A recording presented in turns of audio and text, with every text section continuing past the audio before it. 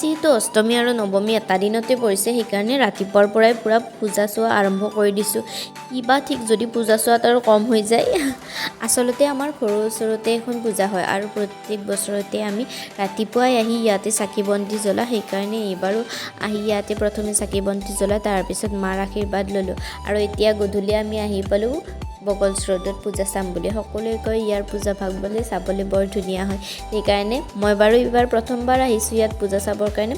সঁচাকৈ পূজা ভাগ চাই ভাল লাগিলে আৰু ইয়াতে এটা সৰুকৈ পানী যোৱা জান আছে আৰু সৰুকৈ এখন অহা যোৱা কৰিবলৈ দলং আছে আৰু তাত চাওকচোন কি ধুনীয়াকৈ ডেক'ৰেশ্যন কৰি দিছে।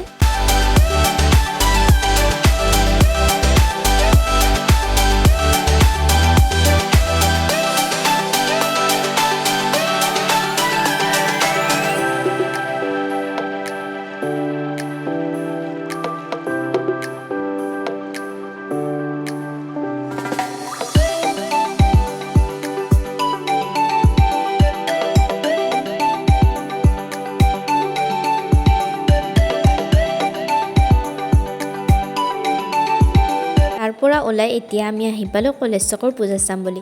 ইয়াতে অলপ টাইম থাকি আমি সকলোৱে পূজাৰ প্ৰসাদ খালোঁ আৰু এতিয়া আমি নেক্সট যাম ফৰেষ্ট অফিচৰ পূজা চাবৰ কাৰণে। নলবাৰীত যিহেতু বহুত কেইখনেই পূজা হয় সেইকাৰণে মানে এদিনতে গোটেইকেইখন চোৱা দিগদাৰ হয়। সেইকাৰণে আমিও আজি গোটেইকেইখন নাচাওঁ।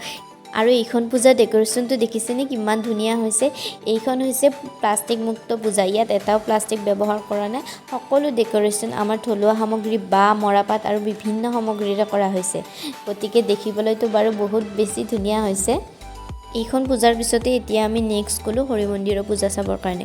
কাৰণ হৰি মন্দিৰৰ পূজা নাচালে পূজা বাৰু আধৰুৱা হৈ ৰ'ব। সেইকাৰণে ভাবিলোঁ ইয়াতে এপাক পটককৈ মাৰি আহোঁ আৰু যিহেতু ৰাতিও হৈছে সেইকাৰণে বেছি দেৰিও কৰিব নোৱাৰি। গতিকে একদম দৌৰা দৌৰিকৈ পূজা ভাগ চাই এতিয়া আমি হোটেল বিচাৰি ফুৰিছোঁ আৰু হোটেলত যে আজি মানুহ কিমান, যেনে তেনে এইখনত অকণমান জেগা পাইছোঁ আৰু কিবা অলপমান খাই এতিয়া আমি ঘৰ আহি পালোঁ। বাহিৰত পূজা চাই থাকোঁতে গমেই নাপায় ন সময় কেনেকৈ যায়, কিমান ঘূৰিলোঁ। ঘৰত আহিয়ে গম পাই যে ভৰি দুখনক আমি আজি কিমান কষ্ট দিছোঁ। ভৰিৰ লগতে আৰু এটা বিশেষ প্ৰব্লেম আমাৰ ছোৱালীবিলাকৰ যে ইয়াৰিংযোৰ খুলি দিয়াৰ পিছত কেনে এটা অনুভৱ হয় সেইটো কেৱল ছোৱালীবিলাকেহে বুজি পাব, নহয় জানো।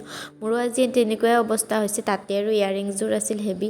গতিকে খুলি দিয়াৰ লগে লগে কাণখনৰ পৰা ধোঁৱা ওলোৱা যেন মোৰ অনুভৱ হৈছে। বাৰু যিয়ে নহওক এতিয়া ধুনীয়াকৈ হাত ভৰি ধুই মই ফ্ৰেছ হৈ ল'ম আৰু যিহেতু হোটেলত খাইছোঁ গতিকে ঘৰততো ভাত খোৱাৰ প্ৰশ্নই নাই। গতিকে হাত ভৰি ধুয়ে মই চিধাই গৈ বিচনাত উঠি লৈছোঁ আৰু এইখিনি সময়ত মোবাইল চোৱাত কোনো ৰোক টোক নাই। একদম মন খুলি মোবাইল চাব পাৰি। গতিকে এতিয়া ধুনীয়াকৈ মই মোবাইল চাম অলপ টাইম আৰু ধুনীয়াকৈ শুই যাম। আজি ভিডিঅ'টোত আছিল ইমানেই। ভিডিঅ'টো চাই যদি ভাল পালে লাইক, কমেণ্ট, শ্বেয়াৰ কৰি দিব আৰু লগতে চেনেলটো ছাবস্ক্ৰাইব কৰিব নাপাহৰিব।